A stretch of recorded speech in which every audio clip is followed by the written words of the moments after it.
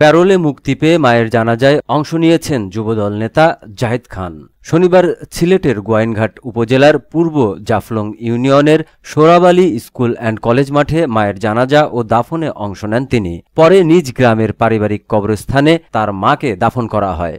জাহিদ খান গোয়াইনঘাট উপজেলা যুবদলের যুগ্ম আহ্বায়ক ছিলেন, তবে তাকে সদ্য বহিষ্কৃত করা হয়েছে।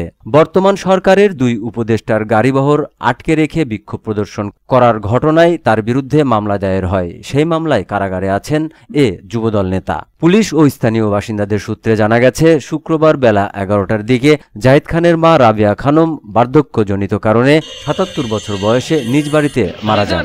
শেষবারের মতো তার মাকে দেখতে এবং জানাজা ও দাফনে অংশ নেওয়ার জন্য পরিবারের সদস্যদের আবেদনের প্রেক্ষিতে জেলা প্রশাসন তাকে 5.5 ঘন্টার জন্য মুক্তি দেয়। প্যারোলে মুক্তির পর শনিবার পুলিশের একটি প্রিজন ভ্যানে করে তাকে গ্রামের বাড়িতে জানাজা ও দাফনের জন্য নিয়ে যাওয়া হয়। উল্লেখ্য, চলতি বছরের 14 জুন দুই উপদেষ্টা জাফলং পরিদর্শন শেষে ফেরার পথে বল্লাঘাট এলাকার স্থানীয় ব্যবসায়ী, শ্রমিকসহ কয়েকশো মানুষ পাথর কোয়ারির ইজারা দেওয়ার দাবিতে গাড়িবহর আটকে বিক্ষোভ করার মামলায় সিলেট জেলা কারাগারে আছেন জাহিদ খান।